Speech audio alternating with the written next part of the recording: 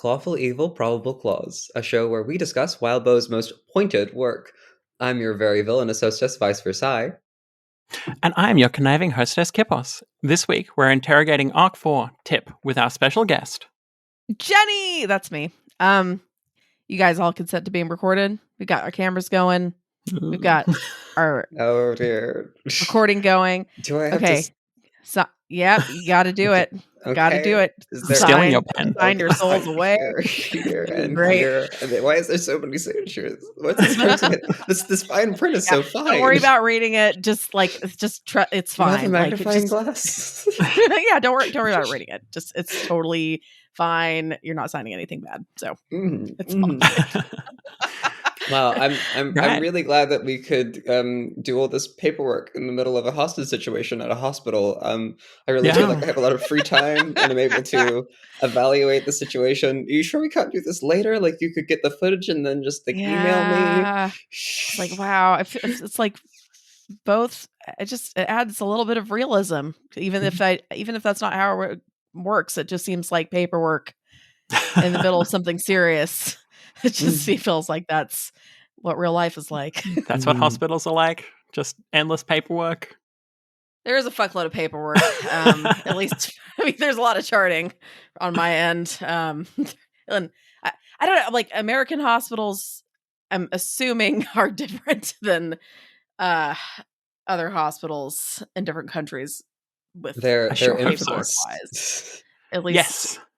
And at least definitely in terms of billing and things. Because I know when you go to the emergency room at some point, like someone comes in and goes over a bill with you and how much you can pay, essentially. Horrible. Yes. And America is not a nice place. Oh, we're so great. There's nothing wrong with us. We're just all it's just not my turn to be a billionaire yet. That's the only problem. Yeah. Once you get there, don't worry. It's all going to be apples. Is it like a lottery? Do you like vote someone in? Is it? I mean, there is a lottery that but Oof. Yeah, there's no lottery in Hawaii actually, unless something has changed a lot.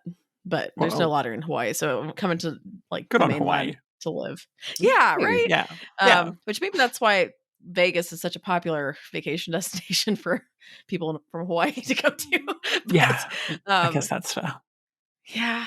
Head on down to Vegas. The laws are looser. Laws are looser. What happens in Vegas stays in Vegas. You can get married in a drive-through. It's basically paradise, right? All the America, what a weird paradise. place. American. We do everything in drive-throughs. You can do your banking. You can get a coffee. You can get married. I did see drive-through banking in Hawaii, I think, and it was weird. Honestly, that's weird to me too. I still can't do it.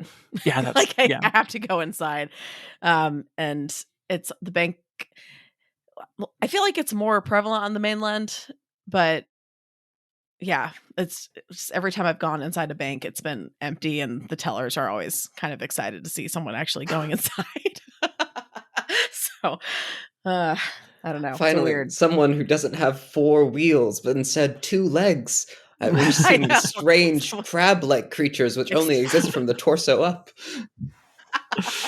Oh, dear. Yeah, that's Texas in a nutshell. Just a bunch of crab people. We didn't tell you. It looks differently on TV. We have a lot better advertising and marketing. World-class PR? Yeah. Well, maybe not. It depends on what That's you're next trying arc. That's next arc.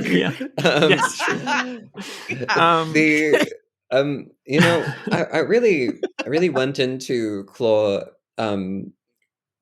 Like Oz has a lot of strange things about it. You know, we have our drop bears, we have our spiders larger than your head. We have that's terrifying. Weather that can sweep away houses or just like immolate them instantly.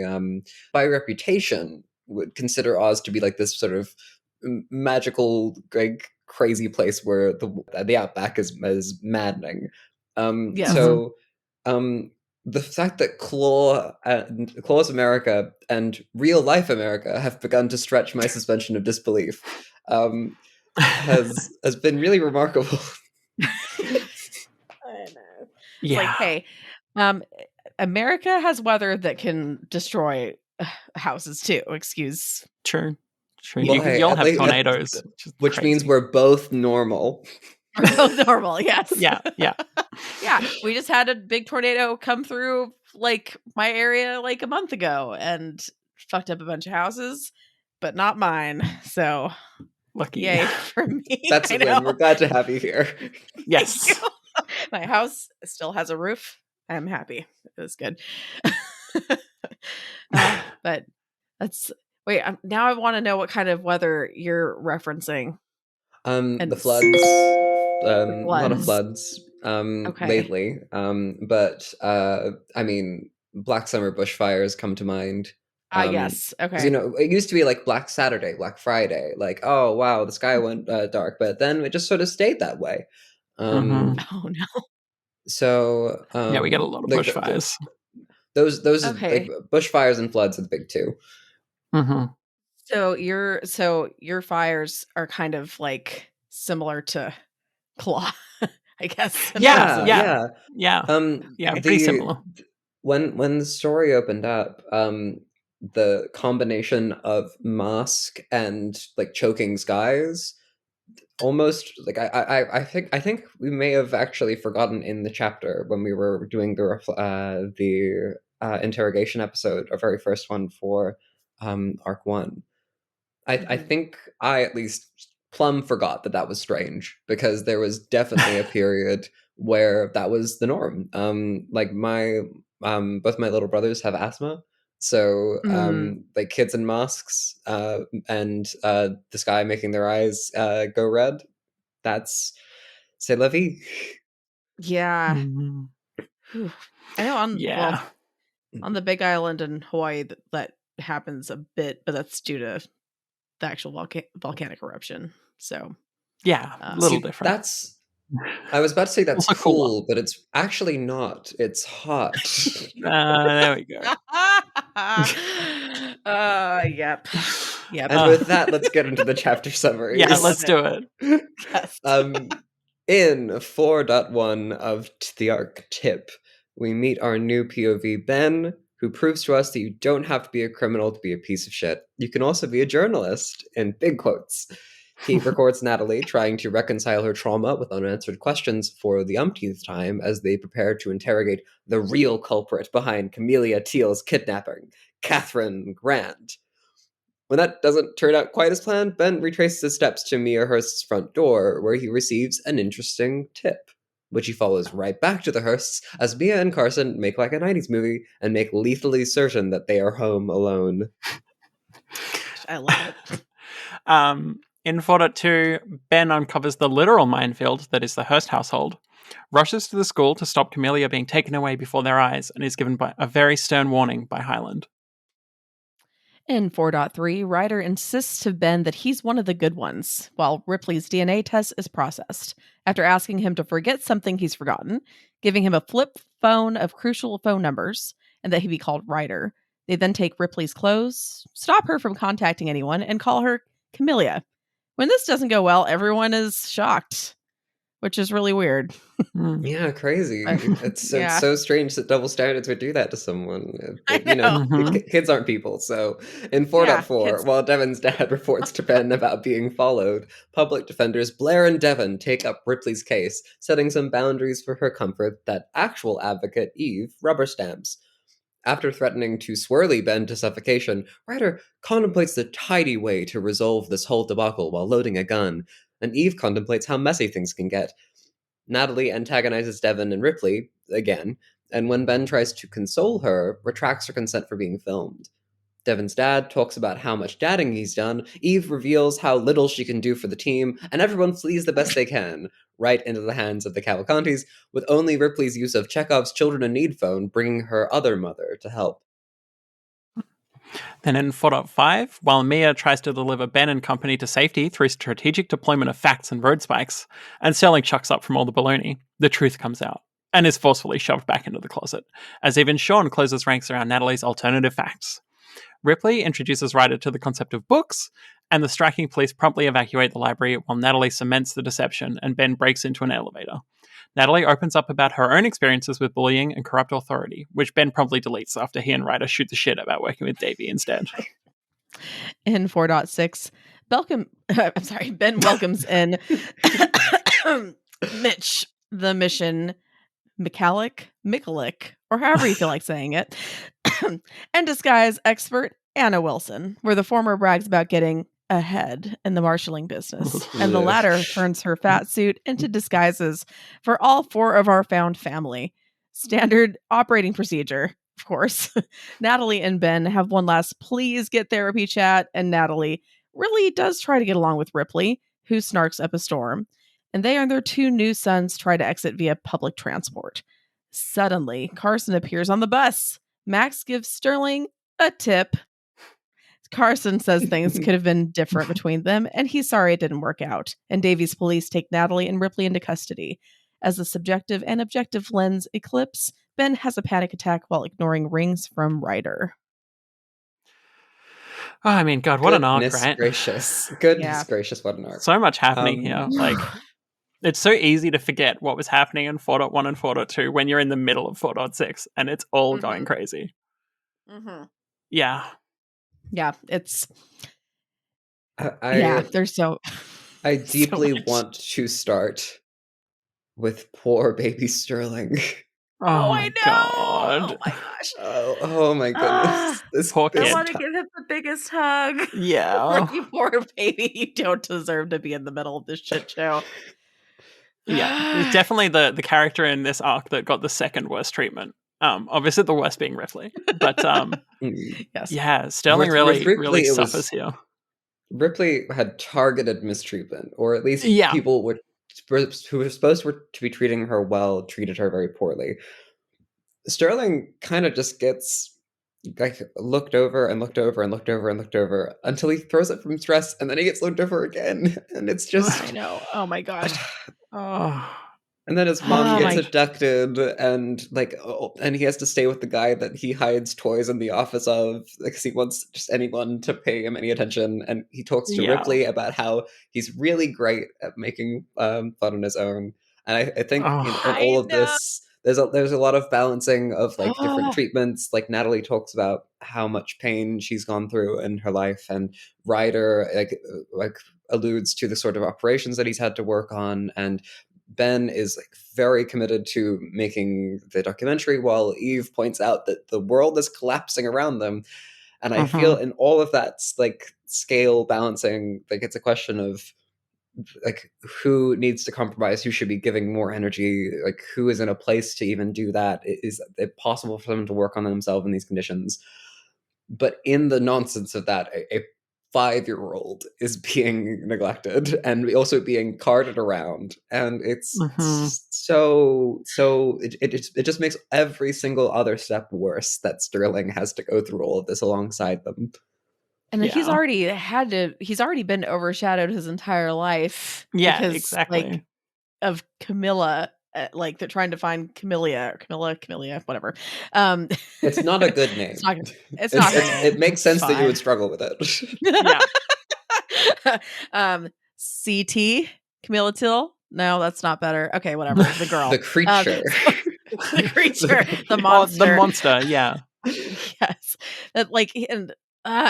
It's so sad, hearing him, talk to his new big sister, and you're saying oh, I learned to play by myself, and grandma usually smokes, and they talk, they don't pay attention to me, and Ripley's just getting more and more devastated because any hope she was having of could this be a nice life? Yeah, it's just getting erased.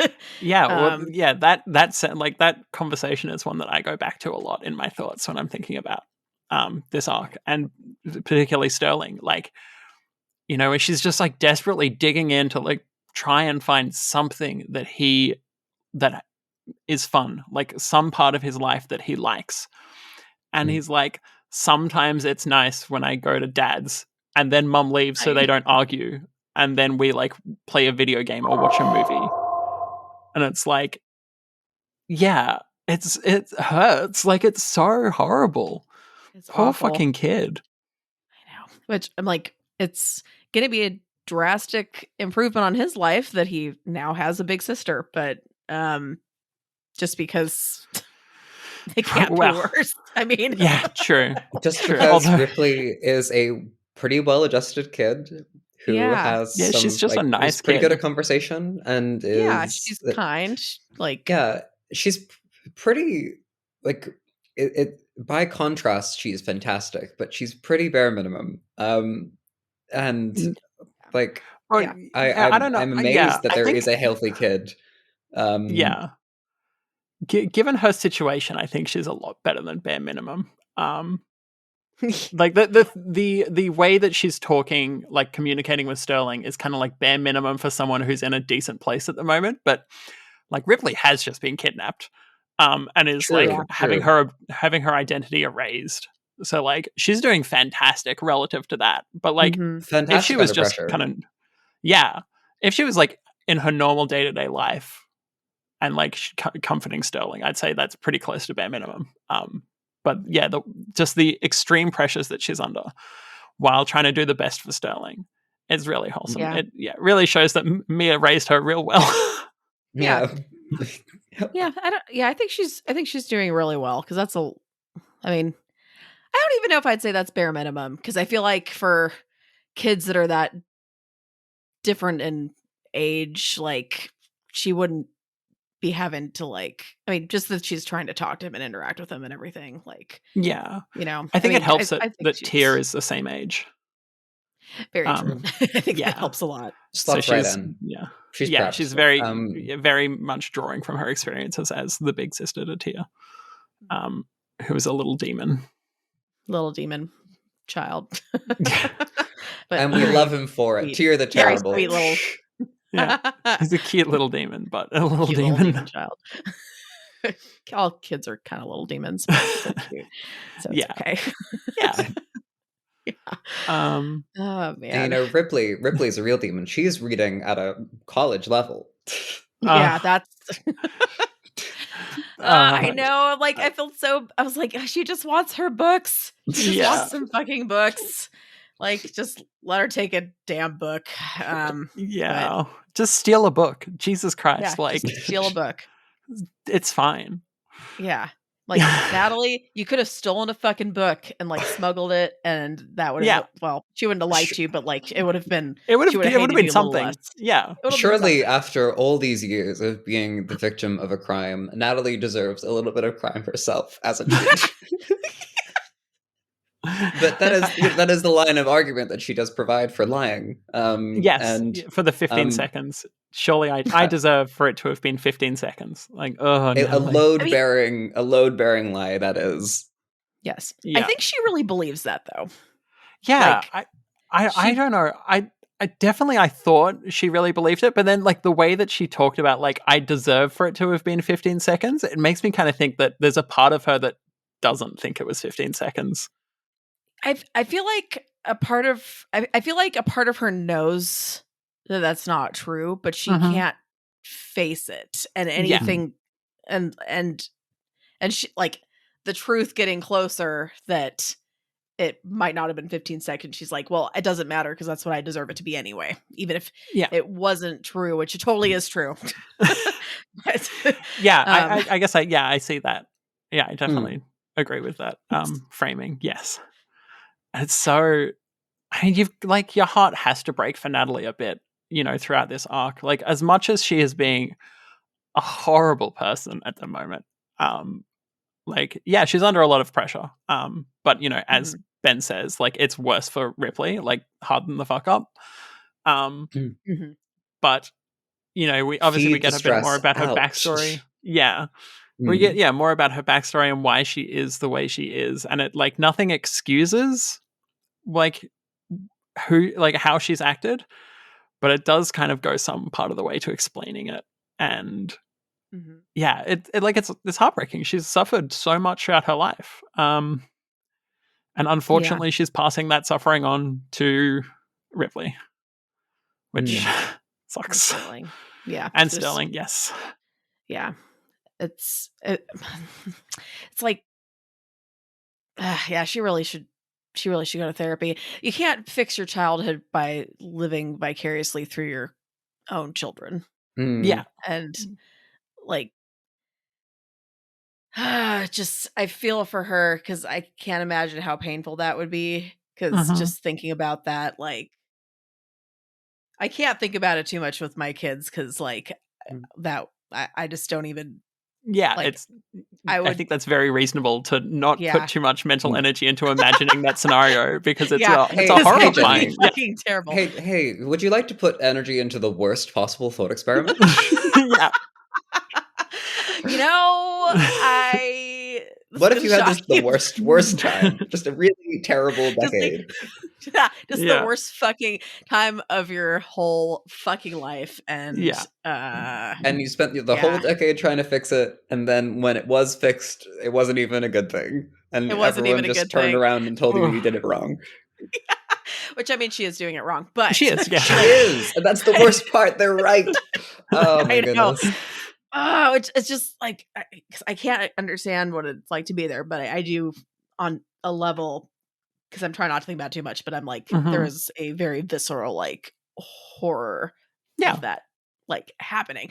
You know, of just thinking of that happening, but it's just she wants to be able to reclaim her identity as Camilia's mom so Yeah. badly that Mm, she's not like she wants to already act like there's that respect and that like foundation there mm, and she's not it's she it's like she's found her daughter and doesn't like it just hasn't it had more I think more towards the end it clicked more but it didn't click enough that she doesn't have her daughter she still can lose her daughter mm, Yeah. and she needs to be fighting to really, really careful about how she plays it, and she's just was absolutely not mm. careful at all, Yeah. and, I'm like, "What kind of stupid ego trip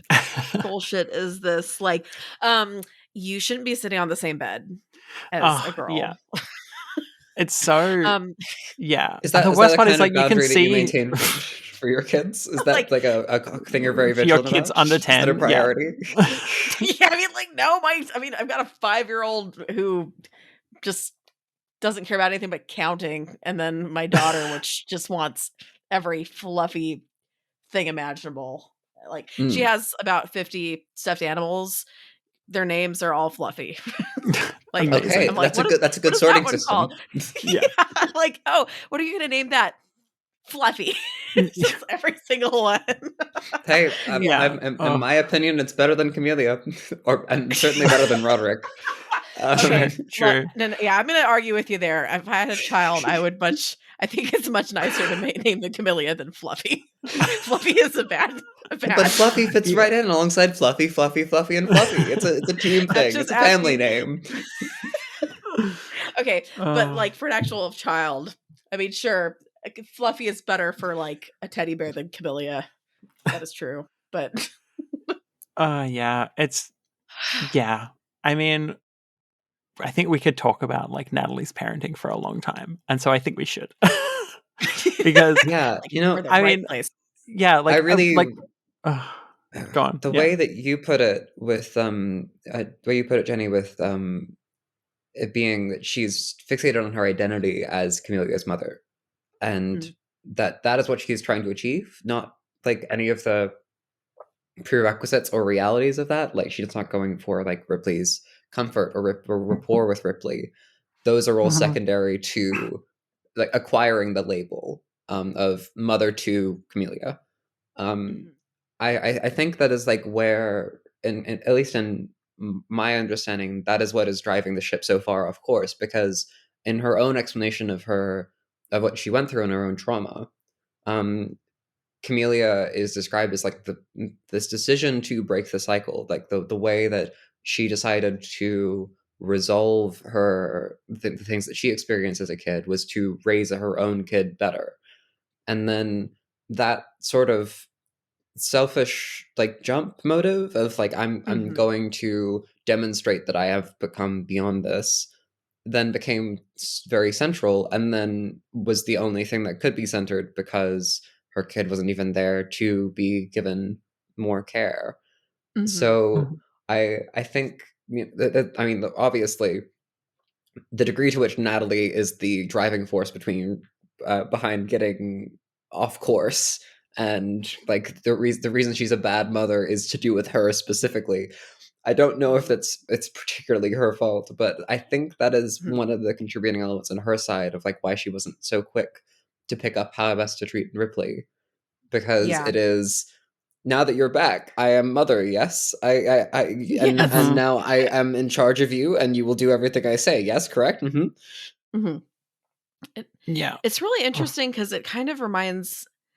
I don't like trying to think of a good way to say this exactly, but I think like as a like when you first become a parent, everything's fucking terrifying, right? And you, at least for me, like I wanted to make sure like I had I think that's these normal. I think being yes, terrified of it is everything is normal. normal for a new parent. Yes. Yes. Yes, absolutely. And I had these ideas or like, okay, I am going to make sure that I like really limit screen time to like and I'm going to make sure that I introduce them to all these new foods so they're not going to be picky eaters. I'm going to make sure that I do this and this and this and they're not going to be allowed to do like I had all these things in my head that I still try, but you know, like when you actually get to know your child and you know, they have an actual personality. They're not just like a little blank slate that like you Mhm. just project yourself onto. Like they actually have their own little personality and then you kind of it just you have to adjust with Hmm. the reality of the world, the reality of your kid, right? Mhm. And it seems like I mean, Natalie's going into this meeting her daughter just kind of like that, where like she's like, I have like I'm gonna ignore that Ripley or Camellia, I guess, has been alive for how old is she now? Like She's 11? 11. 11. Yeah. 11.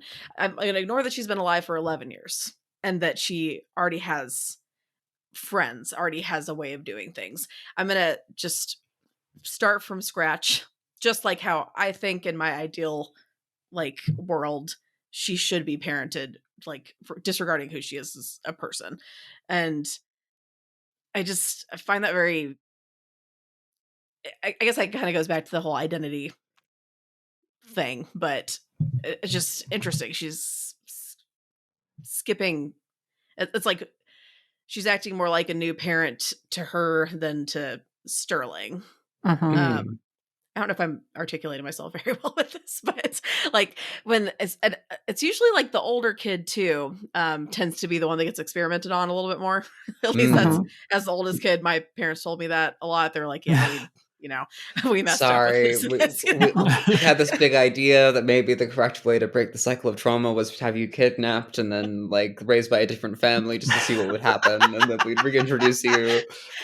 That's I mean, that's not quite where I was getting with that, but um, but it's like I mean, in a sense, like Sterling's the first child that she has raised because Mhm. she didn't have the opportunity to raise Camellia, but she's still, I guess, skipping ahead to Mm. like the preteen years and Mhm. making like trying to make rules and things based on of her ideal Yeah. instead of reality. Yeah. Does that make sense? Yeah, and it feels almost like with Sterling that like she because she didn't have the lessons to learn from Camellia, that like it's almost like an absence of parenting in a way with Sterling Mm, where she didn't learn any lessons from Camellia, so she's not applying any lessons and she's not learning lessons with Sterling because he's learned to deprioritize himself and be a non-entity in the parent-child relationship. So like yeah, it's yeah, like again back to Sterling, it's heartbreaking, like this poor kid. Poor baby. I know. I'm honestly really glad that Ben has been there because I feel like Yeah. he has been a stable, like, adult figure for Mm. Sterling to at least get some support from, and Ben's the one that's trying to be like, "Hey, Natalie, you're really fucking this up." Like, you need to Yeah. Yeah, just, like, props to him for that. yeah. Yeah. We It have definitely been took him too talking Ben long. to death. We have. Yeah. um, Kip does not like Ben. And I hate I him. tolerate him a good deal, and I think that he Fair. has some upstanding qualities and is maybe on the way to some progress. Okay. But I want to hear your opinion because I imagine you Yeah. haven't heard us for 6 hours straight complain about him. I haven't, so this is fascinating. So I think he's kind of frustrating, but I think he means well. I think Hmm. that he thinks that he's doing the right thing, right? Because I mean, like,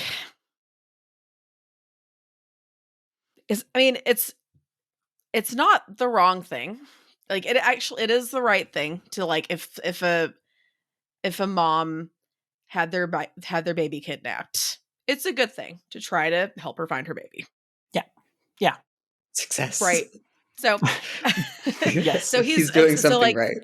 Yeah. yeah, but so, like, they don't know the kind of life Ripley's living. They, he is focusing an awful fucking lot on that documentary. Hmm. There are good things to having everything documented.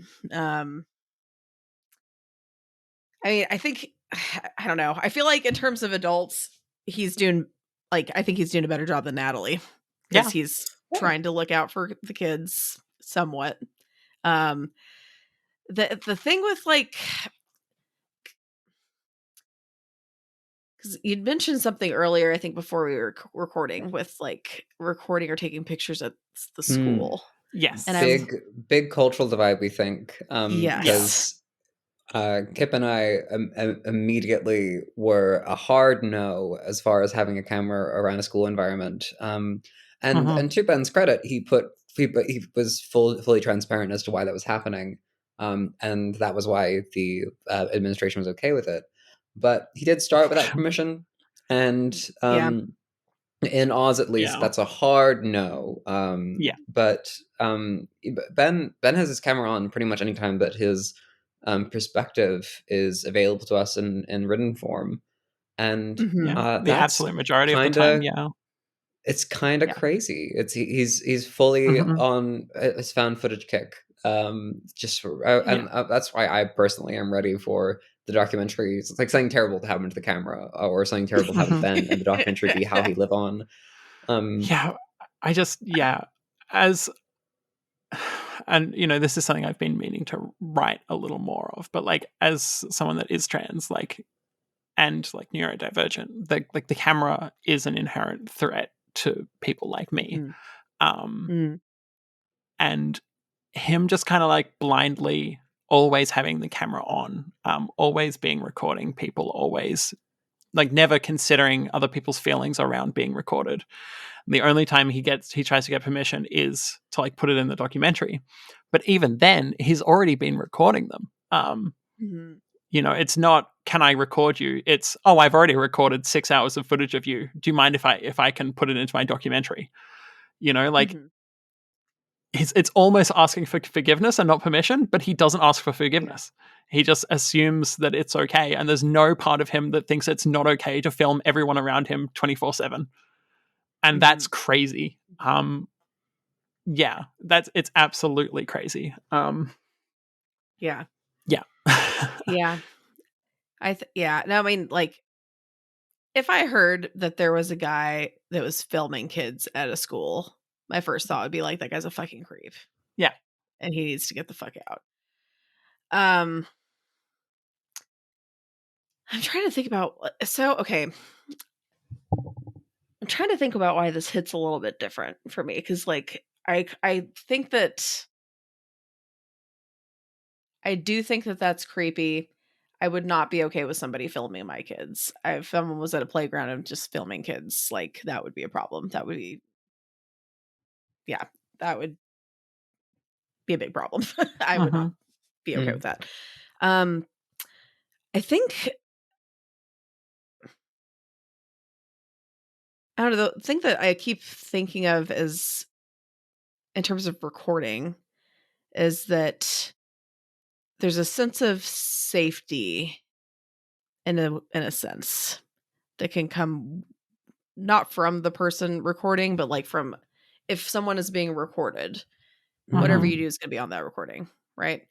And so, like, if you like, I guess like the thing with body cams, like with Mm-hmm. police, you know that Mm. those are recording, so you know whatever happens, whatever they do, that's going to be documented.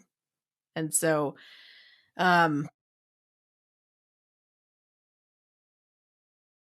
trying to think where I'm going with this. Apparently, though, in Claus America, body cams are no longer on the table for police, which is, very dystopic. Because That is why not have dystopia. even worse oversight? Mhm. Yeah. And But I Yes. do think there is a distinction between like videotaping like a member of the public going about their day and like Absolutely. police having their body cams on, or like videotaping police in like official interactions. Mhm. mm, but Police is within somewhere that, where I like, yeah, where my thoughts around like videotaping change slightly because of the structured violence of the police against the people.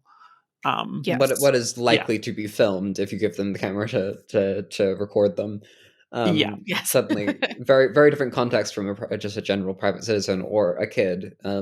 But Yes. um, Uh, the thing you were getting at about the security of footage of that's like oversight for the police, like knowing where the kid is. Um, mhm. it's that's interesting because we do see how people's behavior changes a bit, and Mhm. Natalie directly contradicts herself, and Hmm. Ryder Yes. is unchanged. Yeah. Yeah. He, Or rather, he plays it up. He except to plays it say, up for the interview. He plays it up. yeah. He's like yeah. Except when when there's something where Ben accidentally calls him Rod Rider, then he's like violently like you have to He's delete like, that "I'm gonna section. fuck you up." Yeah. I will literally kill you if you do not delete that section.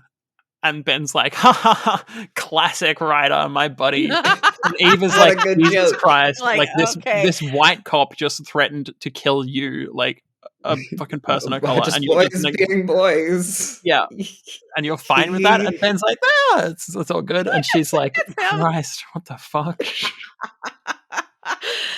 Yeah, Yeah. I guess, like, I can see in terms of, like, this being a documentary, specifically, like, focused on finding a missing kid. Um, it's looking at, like, I guess for any court cases, anything that, like, would help establish, like, exactly what happened, what's gonna be the best for Ripley, like, if everything's done in, like, a legal manner, Hmm. um, as long as it's not edited out, Hmm. um, Or just then, deleted. Yeah. or just deleted, yeah, that I mean, like, I could see as, like as a mom, like, if I was Natalie, I could see that being part of, like, the draw for having a documentary, like, having, Mhm. everything be filmed because then I mean, because then also if you're trying to solve this mystery, you'd be like, okay, I have a bunch of evidence. I have a bunch of things I'm trying to look for. Um, yeah, I don't know. Hmm. It's creepy though. Like I'll give you Yeah. that. Like I don't like if I found out someone was at my kid's like daycare and like trying to film, I would be like ready to throw down. Yeah. Like I Hmm. feel like I'm gonna I think that's find whoever reasonable. you are and kick your I ass. think So a lot of, because obviously we had some discussions around this. I think a lot of the pushback to us came from like the, I don't want to say excuse, the reason why Ben was there, the fact that he went and talked to the administration and they kind of gave him the all clear. And I think even in my Afterwards. Mm, mind, yeah, even yeah, in my mind, like that's just the reasoning wasn't good enough. There's yeah. yeah. I How do you mean, like? How do you feel about that? Like, if you were like went to throw down, and then like the administration like told you like, oh, he's searching for a kidnapped He's kid. fine. He's okay. Yeah. This is our boy Ben. He's good. I Yeah. mean, I hate to say it, but I mean, I don't know. If that would help with like it probably shouldn't, but it would help with a little bit of it would help with credibility to Mhm. me. I still would probably ask if I could at least delete the recordings of my kids, Mhm. but it would. I mean, thinking that he'd been like vetted by someone higher up in authority would give me more peace of mind that it's not just some random perv, you know? Mhm. Um, I don't, I mean, Makes sense to me. Yeah, It's, I that mean, it's would that make does make more oversight, sense. sense, but yeah. Yeah.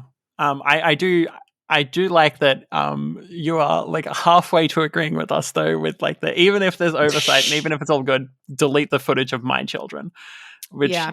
I think that's perfectly reasonable. Yeah, because I think everybody has the right to say that is the thing. Yeah. Therefore he shouldn't have the footage of any of the children. Yeah. I think that that's, I don't think, I mean, I think it's inappropriate to be taking like a video of random kids Yeah. because, like, frankly, even if you use it for a documentary, like anybody could see that.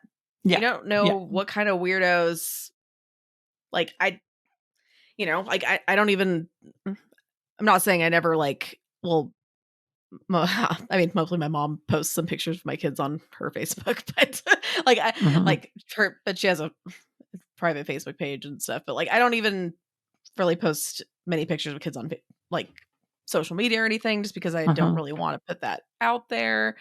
Um, 'Cause people are creeps. Yeah, People are people are fucking creeps. weird, And I think like, that's a great jumping off point to talk about the effects of a documentary about you being kidnapped, being put out there when you're yeah. like 11 or 12. Like I think it's so crazy that he never considers that this is going to follow. It's going to follow Ripley.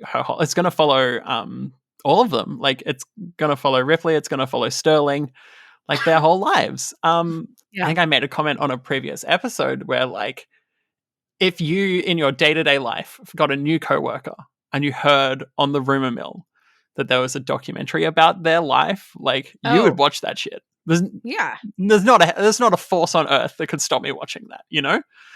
Like At the very least, look it up. Like, yeah, Hon- hon- you know, Honestly, like I have I've been in the very interesting situation of having been in that situation before, and oh I went right up to the person and asked if I should or shouldn't, and I got a firm shouldn't, which I think wow. frames the that's really great lean. of you for doing Yeah. that. That's absolutely You're Well, what you a should do. far I better just person than me. I'm so messy. I would be I'm I'm sorry. I just like I recognized that choice would be a pretty rare one, and that yeah. they probably had a pretty specific opinion. I think the world Um, would be better if everybody did that.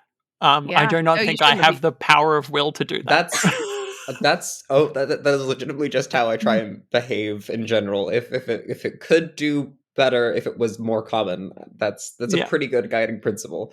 But I think so. the it was a fit of good principle. I don't want to assert that I am Sully that your good consistent name. at all times. I know for a fact that I am inconsistent, but Oh, don't sell yourself short. You're top I'm tier.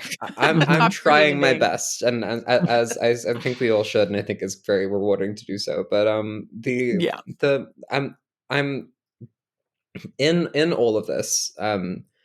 Ben, the habit of Ben through the guiding principle for him um, is this belief that he is objective. And Mhm. he at the very end, he has this moment of just like, I've been the objective journalistic bystander for Yeah. years, he The says, having raised observer. Sterling, having prepared this Yeah. documentary, having like repeatedly, like I don't really know what sort of effect this would have on someone, but it felt bad in the moment of like filming again and again the Natalie explanation of how she feels and like what her mental image of Camellia is, only to then Mm-hmm. have the Catherine Grant pull. And of all of that, he believes that since it is fact finding, since it is recording of the truth, he is not influencing the facts at all, which is interesting because there's even those moments where he's like Nat Ali because he didn't want to appear so Yeah. as close to her as he truthfully is. Um, Yes. and I think in his mindset, there is a big blind spot for the consequences of his own actions because he Mm-hmm. thinks that the Mm-hmm. camera is a non aggressive object. It's just watching, it's just chilling. Whereas, if you apply a bit of like if you think about that a bit, people do change their behavior when the camera is around, Mm-hmm. and people will behave ask things of the recording and even contradict themselves or require it to be deleted. um, and there's this moment because I I really like writing, and there's this piece of advice you will get at the very top of any lesson on writing, which is show don't tell. So whenever Wildbow is describing a character's actions but not their emotions, I am trying to read into that. Mm. And there's this moment where Devon's dad asks him to stop recording, and Ben scrambles to close the camera because Devon's dad has just revealed that he is like he is not like a mild like, oh, I married your mom so now I'm your dad, but we don't really have to be that close kind of stepdad. He Mm-hmm. is a heroic stepdad who has Mm-hmm. been there for his kids. He's the dad And that stepped up. he's the dad that stepped up. And Ben doesn't realize that he has a lot in common with that man, but he does respect it. So the moment that Devin's dad asks him to stop recording, there's this like fit of like his body is more aware of what it is doing than his brain is. Yeah. And like in that same way, he has the like little chuckle at Ryder's joke about eating more food so that he could load the chamber for the brown swirly he was going to give. He like ahaha funny and doesn't think about that at all. Like the way that Ben's body moves echoes the opinions and self-awareness that he doesn't actually have mentally. Mm-hmm. um like he does things that are really quite sweet. He gets on Sterling's level and like talks more Mhm. directly to a kid that he has known the whole of this kid's life. He like produces by rote without any like adjectives to describe his tone, his belief centrally on the uh like that he is doing good, that he's finding truth, that the truth is like banishing the darkness. When Eve takes the pen because she doesn't believe that shit at all, he doesn't really think about that either, but it does, I believe it does get to him. And there's just this consistent dedication to these values that he knows that he is not upholding on some level.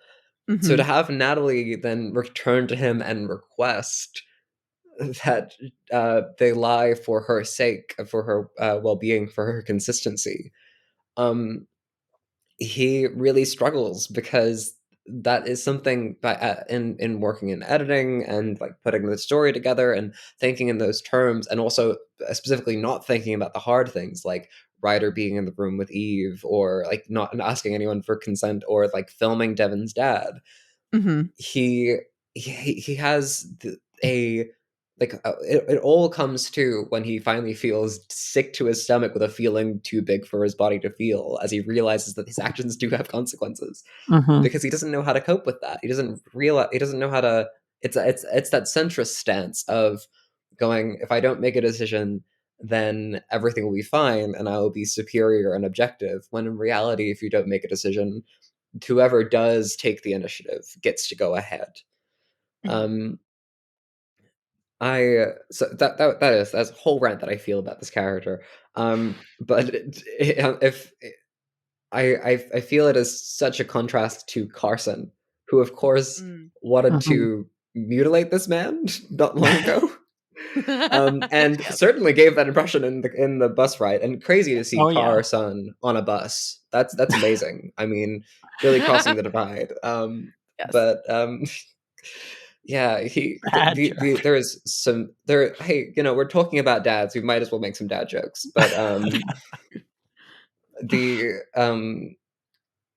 I I'm really interested to hear what people think between these dads that are all present, especially if we lump in Ben with their number, even if he would resist that label himself, because we have Carson and we have pseudo, I would say Max, and definitely Devin's dad. Mm-hmm. Mhm. Yeah, look, I think I think if we're making a tier list, Devin's dad's pretty high up there. It's pretty up there. The other, I think it actually goes Carson, Ben, Highland. I mean, Highland was pretty good, but like only in the very specific lens of Hey, he how it taught worked with Valentina how to Valentina. drive. Yeah, actually, I That's a think she big already dad knew how to move. drive. He taught her how to drive under pressure. It's important I, to keep your head in intense situations, and that's a I, really hard lesson to teach. I do think Yeah. Ben does beat Carson. It's not Carson, sorry, Highland, because Ben has not yelled at Sterling. But I mean, Valentina, I mean, we talked about this in the previous arc, but I think we're in agreement that like that's what Valentina needed, is someone to be open with their emotions, especially their anger around her, when nobody else ever has in her life. And she lives in fear in a lot of ways. I'm Yeah. sorry, aren't we forgetting a dad? What Are about we? Davy? Davy. Oh, right. No, Oh, sorry. and we are Automatically definitely right at forgetting the top. Sean. We're absolutely forgetting Sean, Well, who's if Sterling's Sean, actual dad. if Sean Then again, I wanted think to, Sterling forgets that. I think that too, and I yeah, think Sean forgets that as well. if Sean wanted to be part of the dad tier list, then he should have fucking been here. Okay, that's on Yeah, him. I mean that's true. It's an S tier at the bottom, and it stands for Sean. Yeah, it's the Sean tier. And we'll put Sean. Davy in there as well. Yeah, I No, was gonna Davy say goes in Davy actual might. S tier. I think he's controlling his children well. I think he's doing pretty good. Yeah, it's great parenting. Great 10 out of parenting. 10. Yeah. Jeez. He's proactive. He's teaching them the family business. He's Yeah. making sure they have a emotional, I wouldn't say maturity, so perhaps endurance. Yeah, endurance is a good word. Yeah, that's a good way to say that. He's sending them to a good school, making sure that they come out socially the right way. I won't say He's giving them a hand, plenty of hands. Yeah, plenty of hands. Just copious amounts of hands. Yeah, real leg up. He provided he provided Valentina with a hugging partner. Sorry, Gio with a hugging partner when she needed one. Oh, so that's gosh. good. Oh, gosh. Emotional support torso. Yeah, exactly. Oh my god. Oh yeah, my he's gosh. really the best dad in the entire he's story. Actually great. He's actually he a really good dude. knows what kids need. Yeah. Oh god. Oh wow. That's fucked up. That's hilarious. Okay. Yeah. Sorry, I just there's so many jokes to give with such surgical precision that I proud of yourself for that one. Yeah, that's a good one too. Davey is really giving the finger to terrible non-attentive dads like Sean. But if they ever went toe to toe, I should we need to move on before I keep going. Oh my god. Oh my gosh, you're the best. It's so bad. I really forgot love how much puns. you love puns, Jenny. I love it so much. Yeah, this is the best. Oh, good. The only bad thing is that I didn't think of any of these first. Well, lend me a hand. Come on, we can stick your neck out. There's got to be some good ones in there.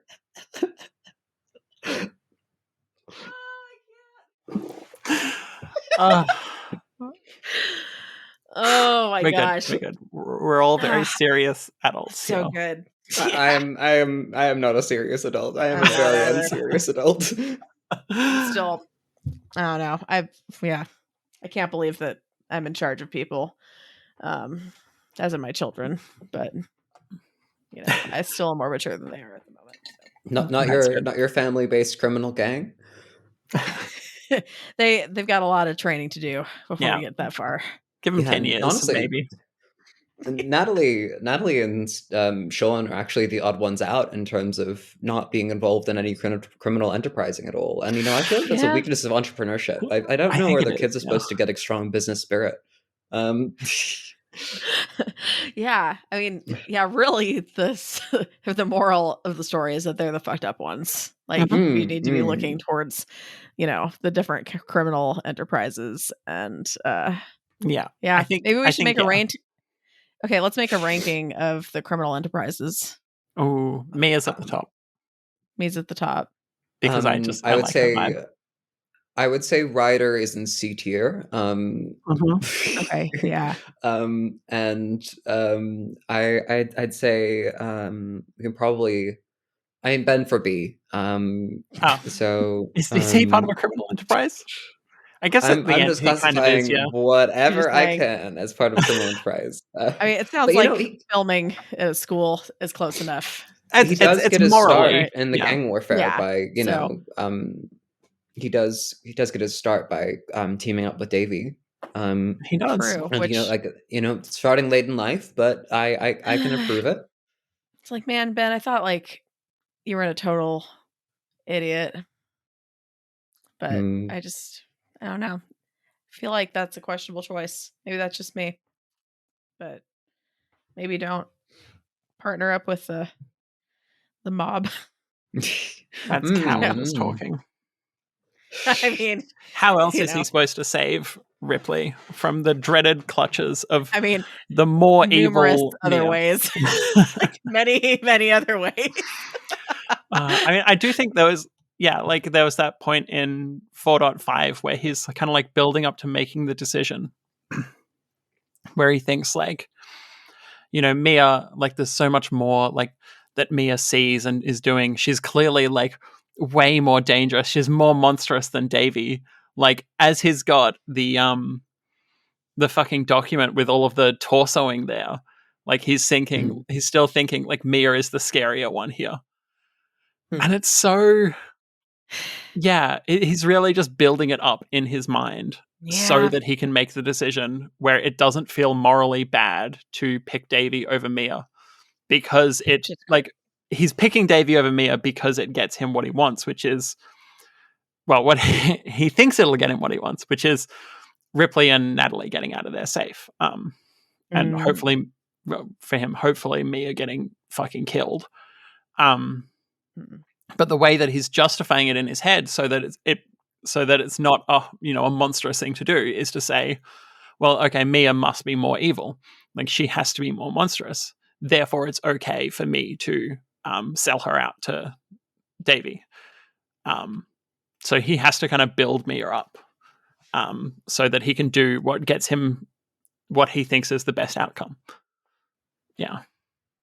like really, he should know that Davy's scarier just because he's called Davy. Because I feel like it's such like a non-threatening sounding name. It's just like you got to be scary as fuck to like go by something like that. Yeah, and Okay. Mia just has so much menace to it. Yeah. Well, yeah, because no, it doesn't. But like Davy sounds like a little boy's name, and I feel like if you have like if you have like if people, you have to be scary enough that people aren't going to give you shit for it, and if you're scary enough that people aren't going to be fucking with you despite that your name is Davy, then And in all fairness, Mia doesn't actually go by her name in her that's criminal true. operations. That's Whereas true. everyone on the Her streets is whispering amazing about name. Davy Jones's locker where he keeps all his torsos. Davy Crockett. Yeah.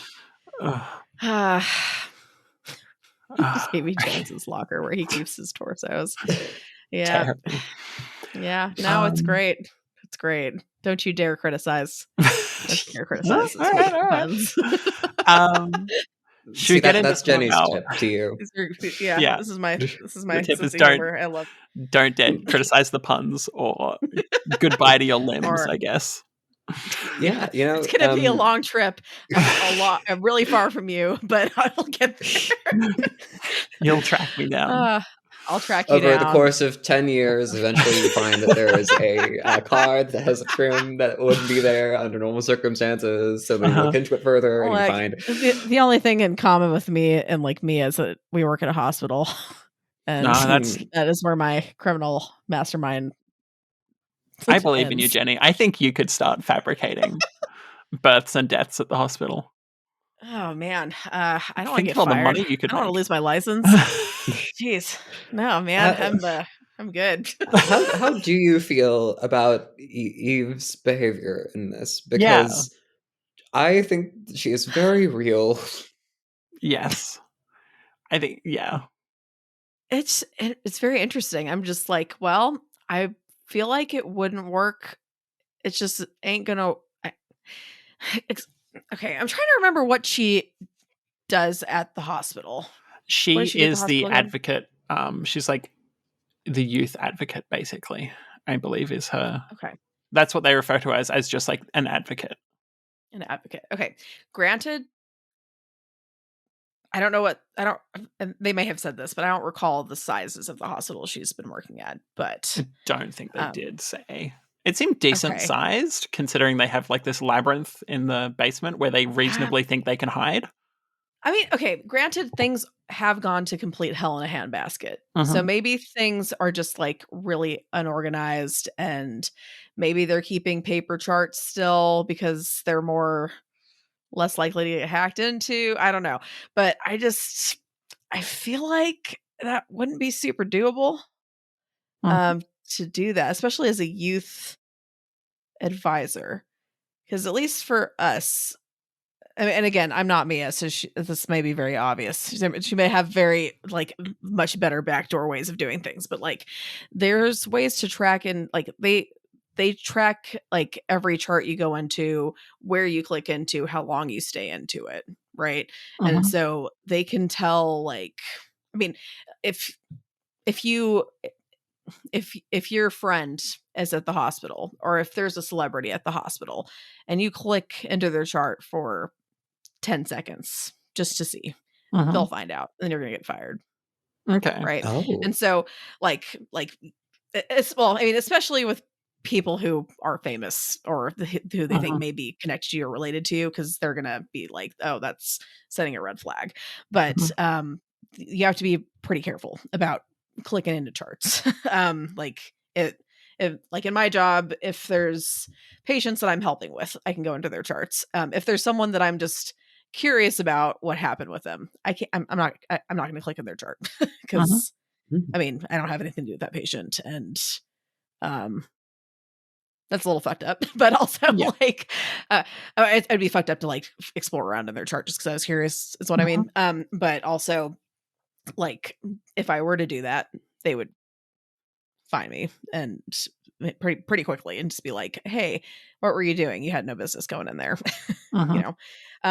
And so it's just hard for me to think about how she would have gotten access and gotten all this information and things, because like there's, granted, those are living patients, but we still have the medical records for deceased patients as well, so it's the same kind of thing. You can still see if you go into a deceased patient's chart. Mhm. I don't Mhm. know in terms of how it works with all the documentation like in the morgue and all that, but I don't know. Again, her place has gone to hell, so maybe everything, I mean, they might just not have the staff, they might not have like the resources to like fully track people. In fact, Mhm. it kind She of seems might like, she might oh, be the staff that does that. Yeah, that's what I was thinking. true, I think Mia's job is more that back end, like that tracking, that back like end who is tracking. doing that kind of stuff. Because she's not a Gotcha. nurse. She's like a technician of some kind. I think it Okay. noted Mia's job as.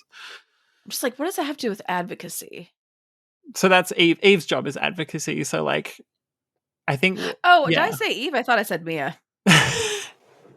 yeah. I'm pretty sure I said Mia. I'm pretty sure I said I Mia, think I'm but getting whatever. confused now. It's okay. Sorry. Like, okay, yeah, Eve is advocate. But even so, like, usually with doing data tracking and like auditing charts and all that kind of stuff, you're gonna have multiple people and you're gonna have people cross-checking your Mhm. stuff as well. However, you know, I mean, maybe they just didn't have enough people, or Yeah. According to Eve, it's a 48-hour shift. that's true. Yeah, That's they true. definitely seem overworked, understaffed. Yeah. I feel like this is the type of environment where she'd probably get away with that a little Yeah. better. Yeah.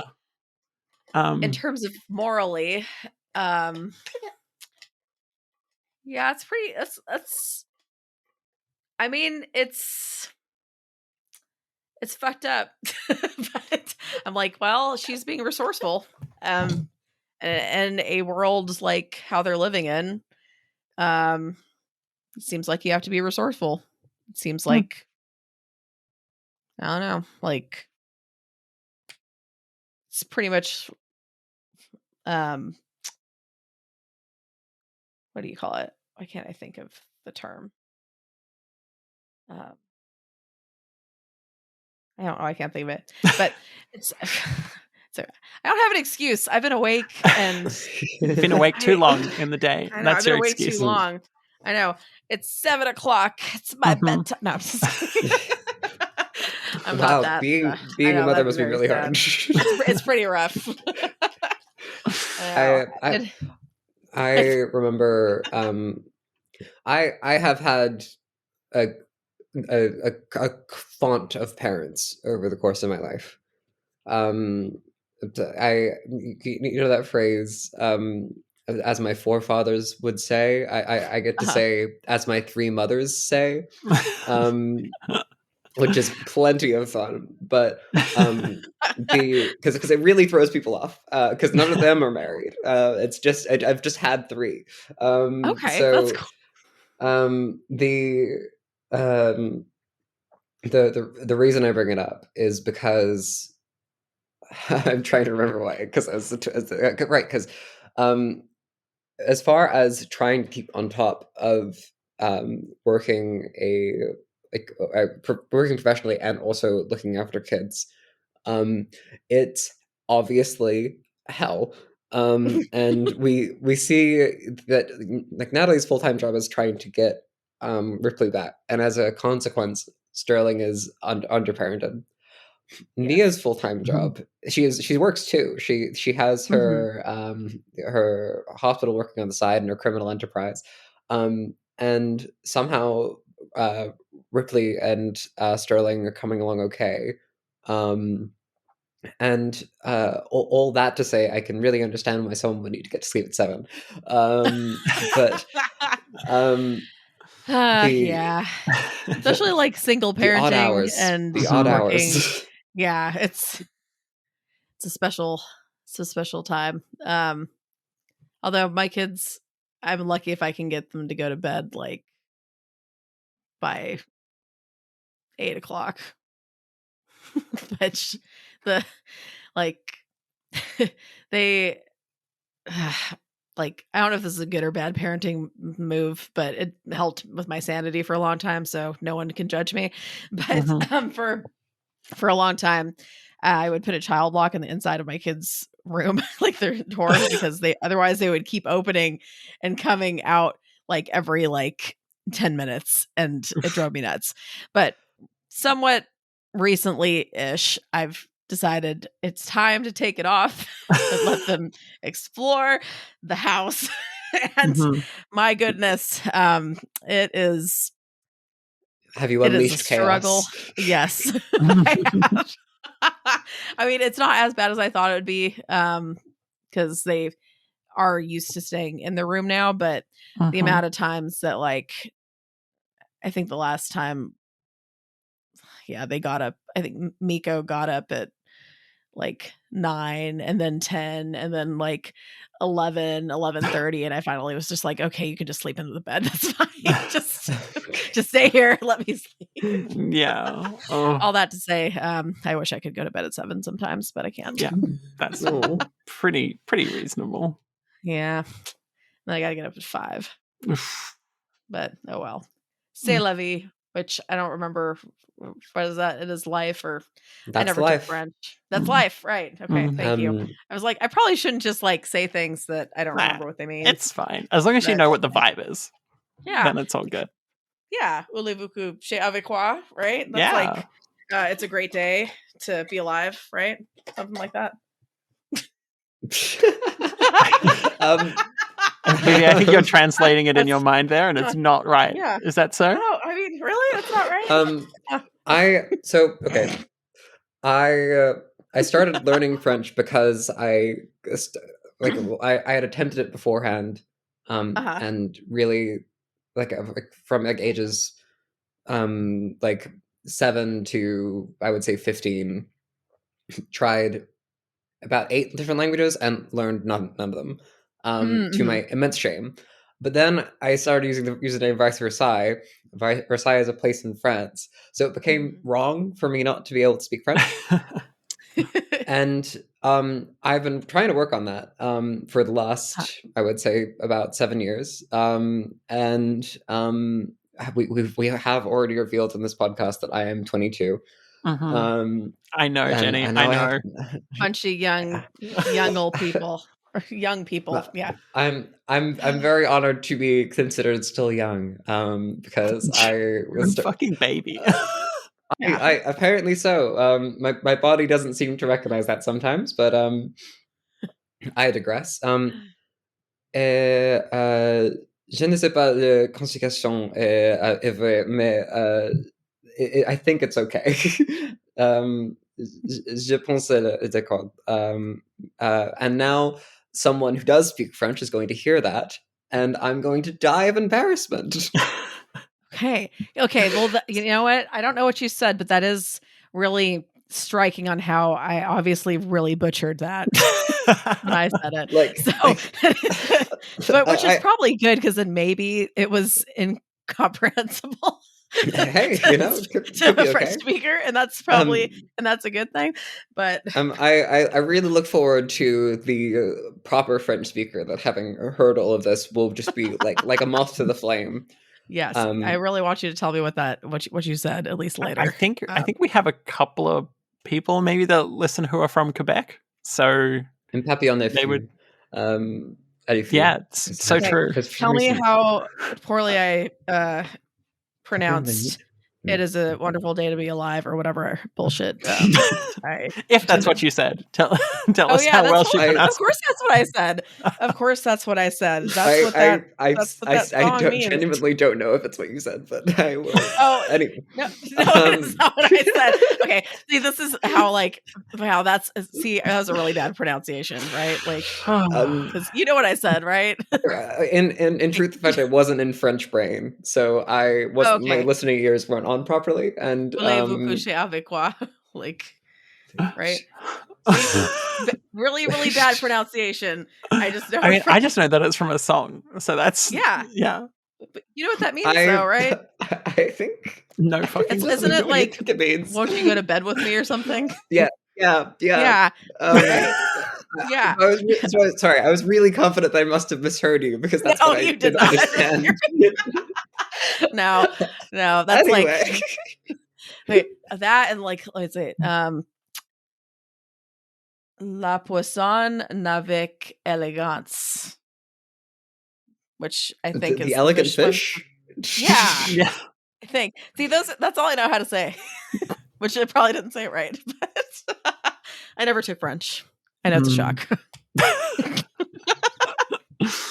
No, I couldn't tell, Jenny. Don't worry. Well, that's because you don't speak French, obviously. Yes, that's true. Game talk. Yes. The arc name. Tip. Tip the scales. Tip as in some advice. Tip of the iceberg. Tip your driver. Obviously, working backwards, we have Carson. There's not any bears in the setting yet, so we'll get there. I think they all died in when people set fire to the national parks. Yeah, that's very true. Ben was always on the tip of the iceberg in terms of finding very big conspiracies, but always trying to dig deeper. He's in need of a great deal of advice. With the iceberg, we definitely see that with like Natalie a lot of the time. Like we only really saw the tip of the iceberg with Natalie earlier on, and there is so much more underneath that we have really delved into in this arc. Yeah. I'm sorry, this is not on topic whatsoever. It kind of is, Yeah. but not really. Yes. I just reminded me of this, so I just wanted to tell you that. So, and I work in interventional radiology, and we have something called a TIPS procedure, which is I always have to it's a trans. Wait, let me see. TIPS procedure. I always have Sorry. no, it's it is The a vascular? transjugular intrahepatic portosystemic shunt. So it's basically if you have high blood pressure in the liver, it is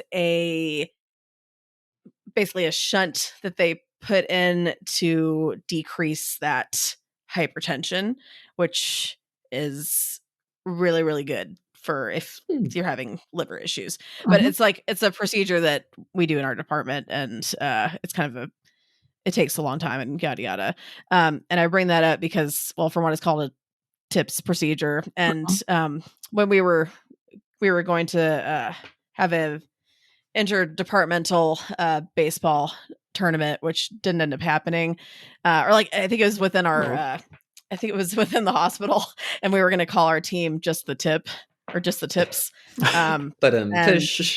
Yeah, terrible. So it's terrible, and I just wanted to mention. It's a real shame that your coworkers Eve and Mia couldn't make it, and you weren't able to make the team. Oh, I bet Mia would be really good. She would be, yeah. I would be like, be on my team, please. Yeah. I don't know about Eve. I don't know about her in terms of her athletic prowess, but give her a shot. Yeah. Anyway, I'm sorry to go off the tracks like that for that anecdote, but that is the whole podcast. Perfect. Okay, it's all good. All right, I lied. I'm not sorry at all. Yeah, no, fantastic. Yeah, never apologize. I think we knew that. Yeah. Okay. Good. Yeah, so we have a tip with some advice, which obviously happens right at the end of the arc there with Highland giving Sterling a little tip about some kidnapped women. And then we have to tip the scales, of course, which Ben has done. Ben has done. I also constantly trying to give Natalie the tip of get therapy. Yes. Yes. Yeah, that has not quite clicked with her yet. Yes, unfortunately. The pit of despair that is Natalie's heart, which is pit is, well, tip backwards. So that's I like it. Yeah. All right. I appreciate that.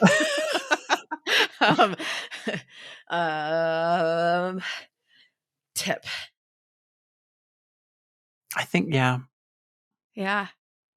I think we've nailed it. And of course, there was that it's on the tip of my tongue. Pacific laser bypass shunt.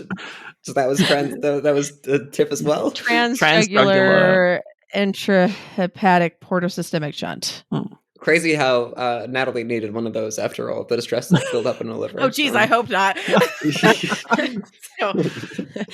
So if your liver's not doing too well, you have portal hypertension, or like the hypertension in your liver. A lot of times you'll get ascites in your belly, which is like fluid. So you'll start like swelling up, and you'll have these guys that'll come in looking like they're like 9 months pregnant, and you have to you didn't ask for this, so I apologize. You didn't ask for any of this. I feel like this is on me. I feel like I did ask for this by accident. You walked into it. Yeah, I walked into this. Sorry. But I believe we can, if there's no more tips to tag. Bold and specific predictions. Yes, you've written one down here, so you start, Vivi, and I'll quickly think of something. I'll speak really slowly so everyone has time. Thank you so much. My bold and specific prediction is that I am doubling down on Ben's documentary never getting published but instead being found footage for an investigation into what the hell happened in cameras during this intense time. Thanks for really stretching that one out. I like I that. like that one. Yeah, I think that's a well, great BS prediction. I think thank it's you. really fun. Yes, prediction. Bold and specific. Oh, Yeah, Bold bold and and specific. yeah. I mean, it works. It Yeah. works in multiple ways, and it's that's great.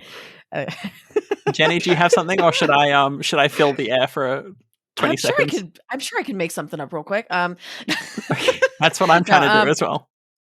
Okay, I feel like Davey is going to be one of our people that, like, one of the points of view that we have, Okay. and we're gonna see how he comes up with the torso of love. Of love? We're gonna figure out how he came to that. That's not quite how he said that. I think he said support animal, support Yes. torso. The supportive torso, yes. No, I think a torso of love is a different thing, and it's not a good thing. Okay, I hope we don't see that. Yeah. I hope we don't see Well, that. I don't want to see Davey's torso you of know, love. maybe that's how he got his start. You know, No. I mean, that would explain a lot about why he's so fucked up. Yeah, Yeah, it would. Davey went up Jesus. to his first partner and said, "Hey, baby, you're Okay. so amazing that I would can I love to take have back you my prediction? just in one No, spot it's out there. I take with it no back. arms." I don't want to speak this Awful. into existence.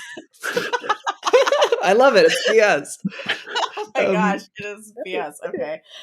My prediction is that Natalie is going to use those condoms full of water to like strangle the police officers and escape with Ripley. Ooh, Excellent. It's Excellent. her secret weapons that Ooh. nobody knew she had. I like it.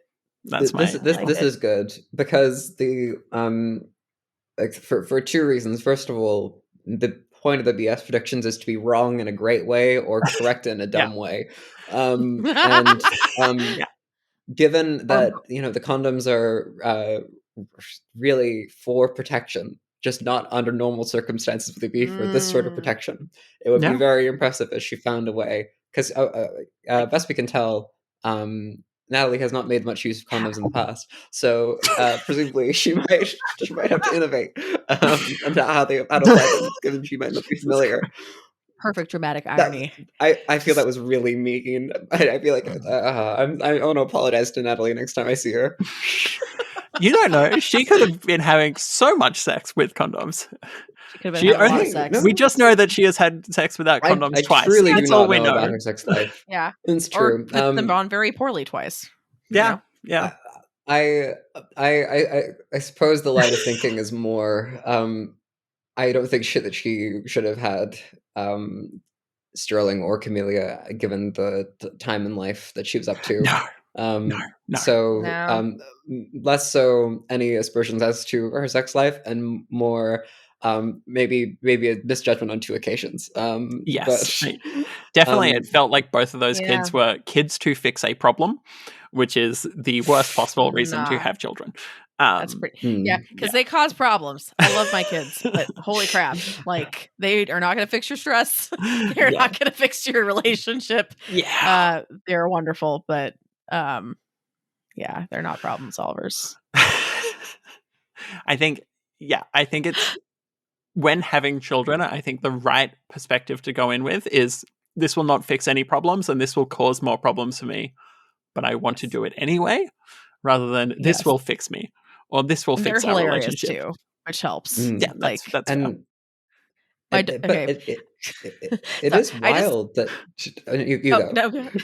Oh, I was just gonna say an anecdote about my daughter that I thought was funny, which I guess by I'll all tell means. that. Yeah. All right, great.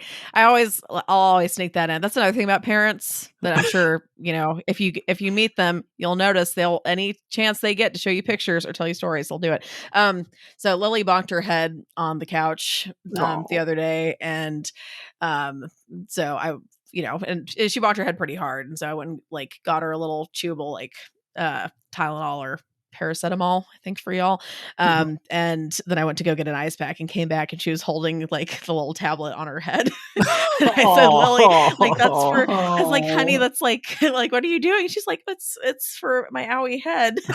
I said, well, I'm supposed to eat it. And she just gives me this look like I'm an idiot. She's like, Mommy, it's not candy, it's medicine. I was like, okay. Oh, that's so cute. Holy shit. She's cracked the case. She's the expert. Yeah. Yeah, she's brilliant. That's Yeah. adorable. Holy shit. She was so cute. Oh my gosh. Yeah, so kids are great. Mhm. Okay. All right. Vivi, dragon, crab, bear. Okay. Shall we? Yes. I wish I had like game show host like startup music like Well, there Let's you see, go. I've You got got a it. dramatic piano welcome to here. Dragon, Crab, Bear. This is a claw V variant on Fuck, Marry, Kill. Woo!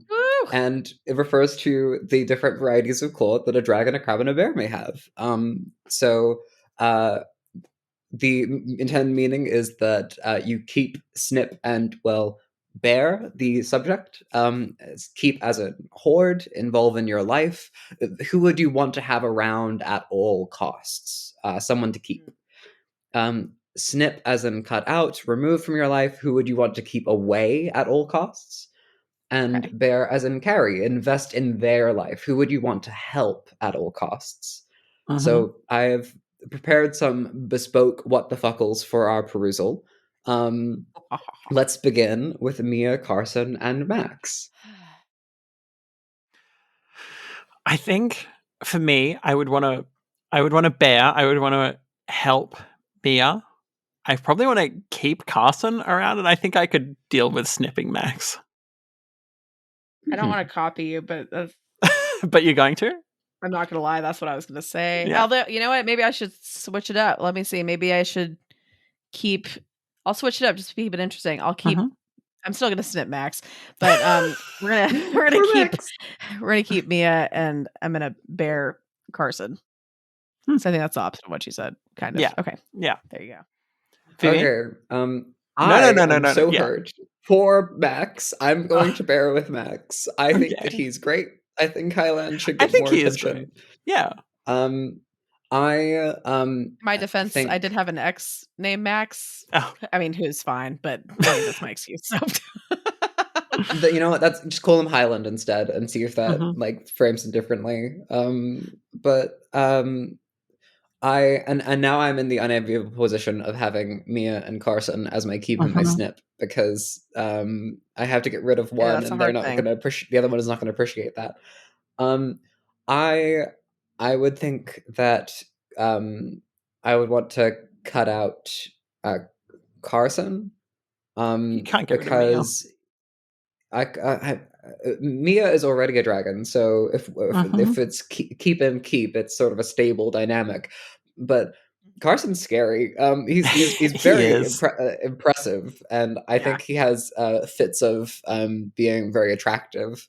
But he's also ice cold, and I think that is playing with fire. Our next what the fuckle is Ben, Natalie, and Ryder. All right, I guess I'll go first again. I think I would like to invest in Natalie's life, because I think she deserves it the most out of the three of these. I don't think she's a good person, but I think she's trying.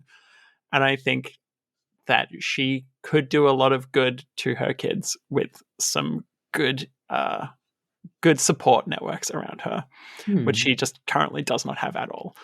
Obviously Snip Ryder, because fuck that guy, and I guess I'll keep Ben around, but I don't like either of them, to be fair. I don't like any of these three, actually. I like Natalie, it's out of pity, most of it. And between Ben and Ryder, I think I would rather not have the cop around me that threatens their friends with murder. Just as a, Yeah. Are you going to copy me again, Jenny? Well, okay. I'm snipping Ryder. I'm sorry. Yeah. I'm gonna keep Ben, and I'm gonna bear Natalie, and I'm gonna help her out. And Ben, if I get to hoard him, I get to hoard his camera footage, and I get to, and he can never give it away and use it. Yeah, exactly. I'm really surprised because I'm actually going to snip Ben. Wow, okay. Because I think what he is doing does not need to involve me. I'm going to keep with Natalie because I think I have faith in her ability to improve. Like I don't need to necessarily put energy there. And that with just a bit of additional help. Like if Sterling had somewhere to stay, rather than Ben as the surrogate parent, and there was like just one more supporting pillar in that household, I think it would work a bit better. And I, after reading 5.1, would be willing to bear with Ryder. I think that he like obviously this is reading ahead, so I should leave my reasoning to when that chapter is read for the readers. But I think that there is real like ways to help this man, and as a side effect, help a lot of other people that are involved tangentially with him. I can see that. Yeah. Yeah. Our final what the fuckle, This which one's the truly hardest, I am considering whether or not I should ship with earnestness, is this bespoke pairing of Davy, Bolden, and the killer drone. Yeah. I know I've set a precedent of me going first here, but I do not fucking know. I guess I would keep the killer drone and bear Bolden because I think he could use that. And I think I would snip Davy. Son of a bitch. I should have gone first because copying you. How's copying going? God, have an original thought, please, Jenny. Excuse me. You're just going. Okay, whatever. I'm sorry, I'm just objectively correct about things, and you just have to follow with my bespoke knowledge. I mean, my first thought was like, I gotta get rid of Davy because he's just fucking psycho. And yeah, I mean, if I want to keep a killer drone because then I could maybe use it for myself. Not that I would kill people, but I could still, drones are fun. I guess. Fly it around, I guess. Yeah, you could fly it around. You could like put a kite on it. I don't know. Make it do backflips with the gun. Yeah, that would be pretty cool. Can join a drone like air contest and intimidate everyone, so you'd have to win. That's the strategy. And then Bolden, why not? I'll bear with you. Whatever. I mostly want a drone for the super cool flips. See, this was the problem with creating these, because I do think that it's very reasonable to have a consistent objective answer. But I'm going to stick to my drone guns, and think that that is something worth snipping out of your life entirely. I like that. I would rather never be close to any sort of that kind of weaponry, and I believe that by making this decision magically, all drones and AI and machinery around me will be repelled by a gravitational force. If only it was so. Which of course means I have been too staunch a Sax shipper to not bear with Bolden. But I'm keen to keep Davy because he'll keep me safe in Davy Jones's locker, probably. Unless you and I won't took even him have off a drone to pilot myself. But hey, he really cares about family, so perhaps that'll turn out okay for me if I just get in his good graces.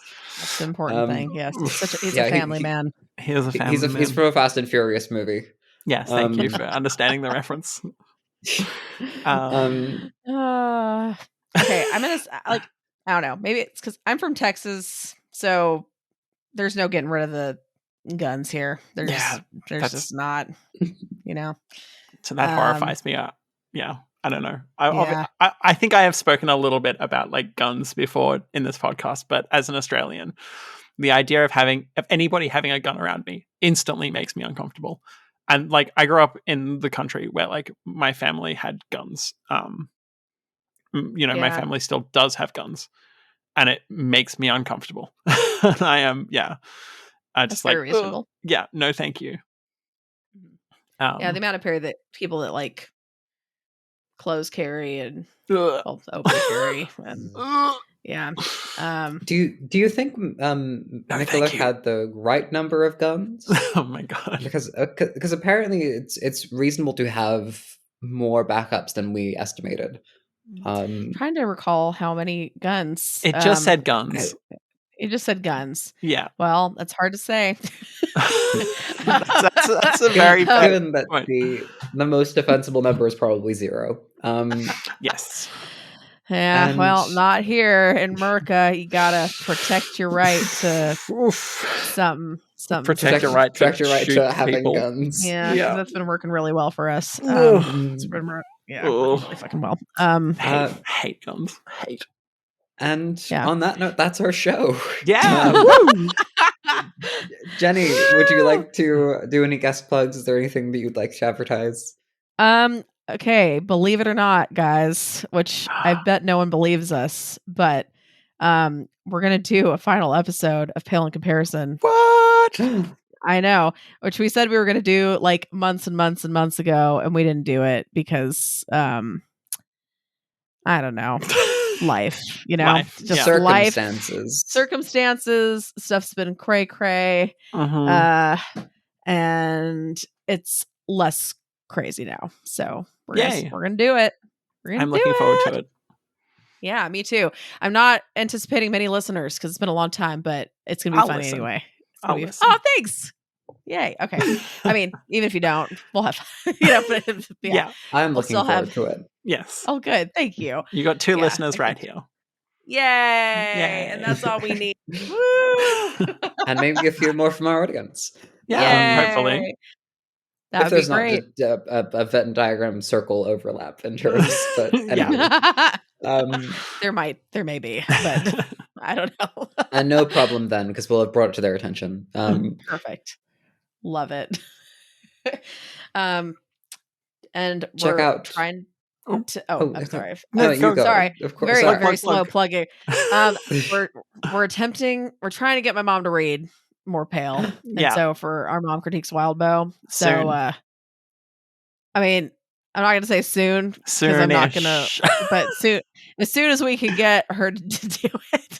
I mean, she is doing it, but she's also had a lot of stuff going on. So but yeah, this was great. I love this. Reading all of Pale is a big undertaking. So I'm not convinced we're going to finish all of Pale, but I kind of hope we do because she's very fun to. She's very fun to listen to. She is. Yes, she is. Yes, those episodes are always brilliant. Yes. But yeah, thanks so much for having me. This has been great, you guys. Yeah, it's been lots of fun. Really appreciate it. Yeah. If sorry, I've forgotten how to speak, which is okay. I confused you. Early. I confused you with my brilliant French earlier. It makes sense. Yeah, it was so good. I've activated too many lobes. I don't know how to use English anymore. I should swap to Tokipono or sign language. Check out Wildbow's Patreon at patreon.com/Wildbow. This is his documentary. We're just editing it in post. And please give us a rating and a review on the podcatcher of your choice. If you want to chat to us about the show or follow up along with live reads, check out our channel on the Doof Media Discord. Find the invite link at doofmedia.com/Discord. For this interrogation, we're keen to cross-reference Claw with other Wildbow works, now that it's long enough not to pale in comparison, but So before we can twig you out, if you'd like to ward away spoilers, now's the time to worm your way out of before the pact is sealed. You've been warned, so let's get into Wider Wildbow. You guys, that's so great. Kippos, I do have to ask you, did you it looked like you just took a swig out of a Patron bottle, And I feel like that's not what happened, probably. But It's just a bottle of water. I really miss, like, that doesn't even look like a Patron bottle at all, like, at I all. don't know what that is, but this is just water. It's the thing I made you drink out of when at my sister's wedding. That I like. Oh no, I didn't have any dissolved of that. the cork into it. No, Oh, everybody yeah, well, else probably. had the corked Well, you really booze, missed and out. I decided not to, and I think that was the right call. Yeah. So what happened is it was some tequila I had bought. It was my first legal alcohol I'd ever bought when I was 21, and I had still had it in my room. And It was like for some 12 reason, years old. yeah. So Kippos decided she was too cool to drink. I don't and like I tried tequila. to open it, and the cork broke. Yeah, it was so old. Yeah. What? And I had to get a strainer out and pour it like over the shot. You were so drunk. And that's how you know it's good tequila. That's how you know it's. I mean, I was super toasted. So Yeah. I don't know if let's be everybody else honest. enjoyed the tequila, but I mean, they seem to think it was okay. I mean, I don't even know if I enjoyed the tequila, but I enjoyed the memories. Okay? Yeah, I think that's the important part. I also enjoyed the memories, and I didn't even have to Yes. have the tequila. So Yeah, so that's the best of both. I mean, I think I really won out Patron's there. really good normally. Okay. So Maybe just not 12 when years it's old. not, when it's not like 12 years old. I mean, which I feel like is a reasonable take. Okay, so why do Wildbow works? Yes. I was trying so hard to think of a segue and I could not. Sometimes you just have to not segue. You just have to brute force. You just have to you just bulldoze your way through. Yeah. You know. Yeah. Tequila. Okay. Yeah. So our comparisons. We have like parenthood here, which has been I think something that's been talked about a bit.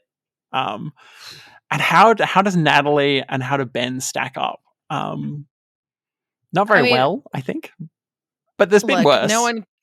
Yeah, Brett's stat. Brett is always going to be at the his dad's status is what I'm trying to say is like always going to be at the bottom. He's he's way below the bar. Yeah. Below the Sean tier, the lower F tier is a B tier just for Brett. Yeah. B for Brett, B for bottom of the barrel. Like he's just it's just bad. B for bad. Yeah.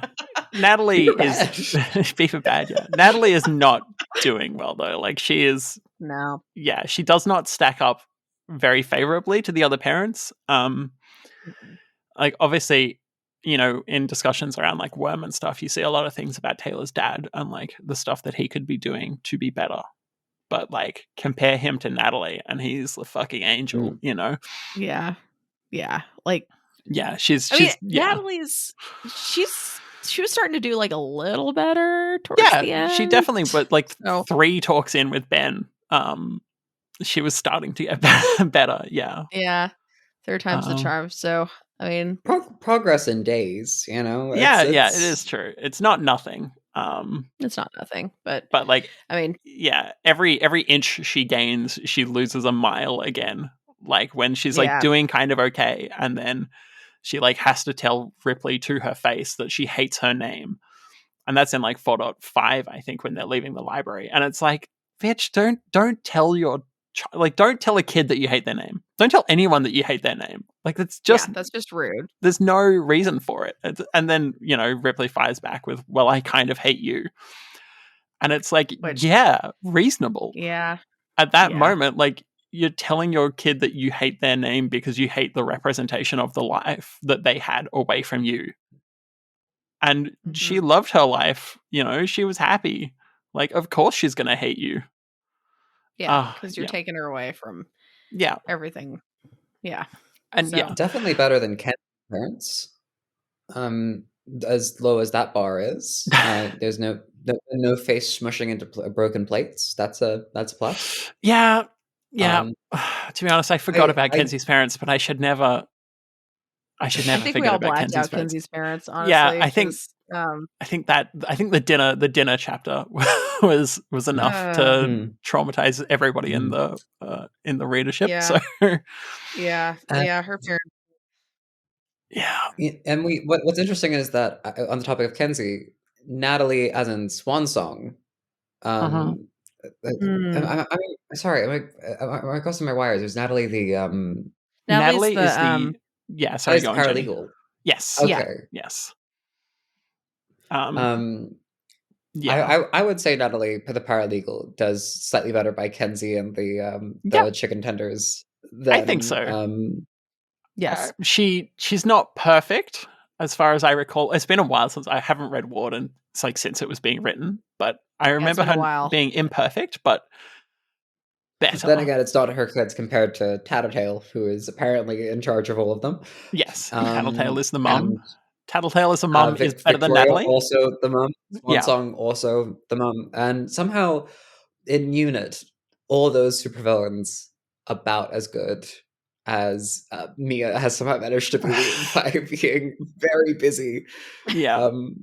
But then again, it's a question of scale. I mean, it takes a village to raise a fleet of superpowered children. Yeah. Um, Yeah. Yeah, it's valid. Yeah. And kind of tier parents, like they're, besides Brett, like, Lucy's like, yeah, Jasmine is Jasmine. Jasmine very was an impressive. angel. Yeah. Yeah. Connor and Kelsey tried their best, and were not always that great about it. But they did pretty well, They like did pretty well, overall. yeah. Like there's I that think part they're very in the standard. early book with Connor being not as great around Avery's identity. Yeah. But then obviously he comes around and is pretty good. And Kelsey's It, pretty good. it's their problems are very normal ones, Yeah. and there's something to say for Pale as a story where normalcy is still there when magical narratives are happening, and if people return to find that, like, oh, my girlfriend's been wondering where I've been, or like, oh no, my dad has not had any character development since he was 5. And Well, he has. He like, just backslid. but backslid miles. But like Connor and Kelsey really did, in my mind, like they are just the regular parents, like the true standard of, there's a lot that's going on here that we didn't plan, and we are constantly adapting to try and get around the situation, and grasp the needs of a bunch of fresh individuals that are like, it's a system that gets more complicated every day, and they try and scramble to get around it. Yeah. um I think they were definitely trying their best. Yes. And not always achieving. Having grown up in a family about that big, my deepest sympathies. Yeah.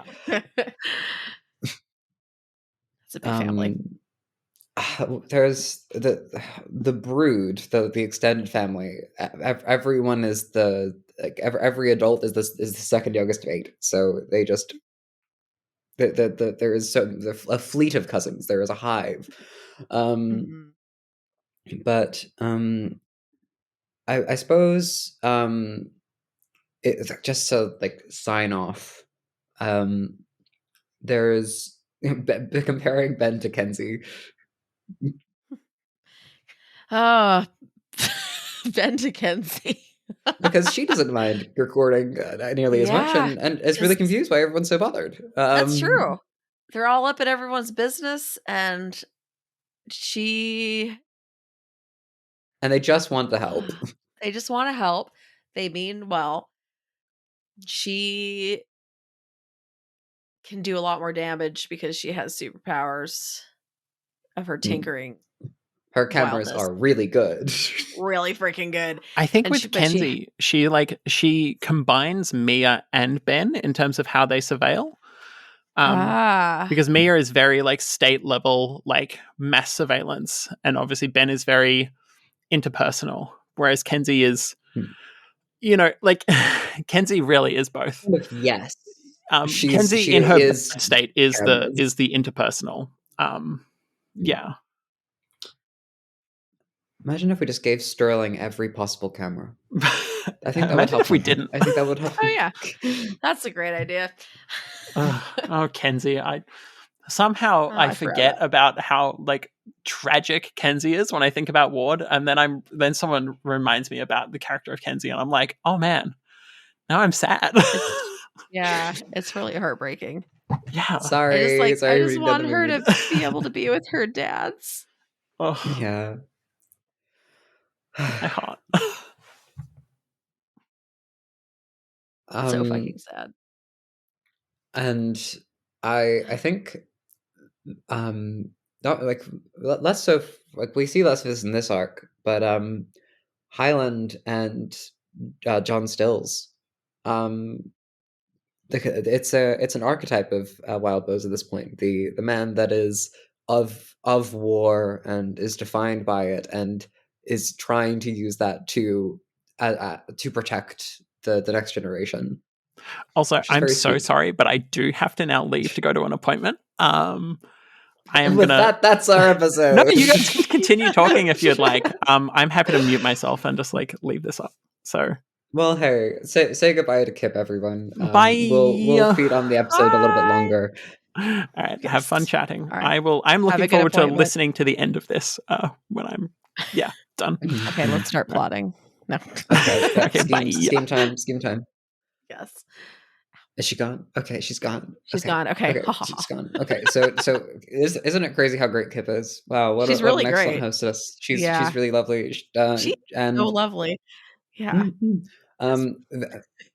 I really admire that she does a full notes for every reread. She's like takes chronological, like goes through the entire chapter. Wow. Yeah. I just read it and bash it together and then edit the episode sometimes. Like That's I absolutely my style. Yes. I'm a read it and go off the cuff type of gal myself. re- read it and weep about whether or not you're contributing as much. Like, I feel very big about that. But Kip has really been an excellent teammate. Yeah, Um, she's great. and that's our message for when she listens back. Ah, all right, now that she's embarrassed from having heard kind words, we can say some things she really won't hear. Quick, what is your most incendiary opinions before we go sign off the Oh, episode? most incendiary opinions. Okay, wait. Let me think. Um. Okay, I really love pineapple, but I Same. don't. Okay, great. But I think it's the Mhm. best just as on its own. I don't know if that's very Oh, incendiary, but like as like in terms of it being like cooked or anything, I just don't think it's as good cooked. Like on okay. pizza, sure. Desserts, I'll still eat them in desserts because it's still delicious. But like fresh pineapple is like the best way you can have Mm. pineapple. I think. I haven't had like the joy of cutting through a fresh pineapple in a while, but a while back I had a very difficult month, and a friend came over and said, Vivi, you like yellow things, yes? Like, yes, I like yellow things. I can wear exclusively yellow outfits 3 days in a row and have every item be yellow. That is awesome. Okay, and you like pineapples? Yes, I like pineapples. Okay, so I have 4 tin cans of pineapple. Do you want to just eat these so that you start eating again? And I go, yes, fantastic. So Oh, I have been there is in my fridge just Tupperwares of leftover pineapple. Because I couldn't quite eat all of them in one go, but that is um that is so sweet. Oh my gosh. it That's a was really very kind. And I have the great honor of excellent friends. But if to speak to wider Wildbow, at least to stay generally on topic, I really loved that Devon and Blair showed up for Ripley in this chapter. And to Mhm. get back some of that trio bantering of kids working with kids and like having in jokes and like those like I think Wildbow really got the dynamic between the trio to be very accurate to that age group, Mhm. and like the fact that Verona was like using lingo had me like in the mind of a Wildbow going, "What do the kids say these days? Dab." um, um, I know. What the fuck do the kids boy with say? an eye. Um, uh, Oh, that's so good. That's so good. Yeah, no, I mean, it is kind of it's interesting because um all of Wildbow's other works that he's written have mainly been with like a child or a teen like hmm, protagonist, and here we're getting to look into like adults as hmm, well. And it's nice to be able to it's interesting to be able to kind of go back and forth between that. Um yeah. Having Ripley snark up a storm. yes. Absolutely. Like he does a remarkably good job at just seeing into other mindsets that are very Hmm, different than hmm, um like his own lived. Because I mean, which it's hard enough to do that just in terms of empathizing with your, hmm. you know, your neighbors and Yeah. people around you. And I find that I've always found that very impressive about his writing. He's very good Hmm. at that.